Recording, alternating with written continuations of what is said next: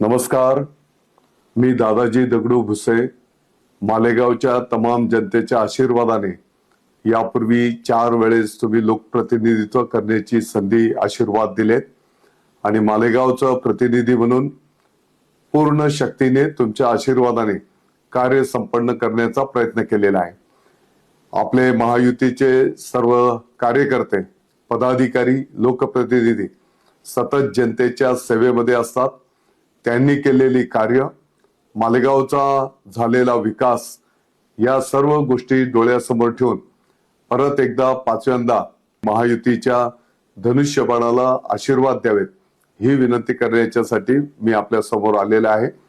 मला विश्वास आहे पाठीमागच्या काळातील आपल्या सर्वांचा एकमेकांची असलेला स्नेह, सुखदुःखामध्ये सहभाग आणि मालेगावची एका उंचीवर नेलेली प्रतिमा हे सर्व पाहता आपण सर्वजण निश्चितपणे धनुष्यबाणाला आशीर्वाद देणार. मी आपल्या सर्वांचा आभार मानतो. जय हिंद, जय महाराष्ट्र.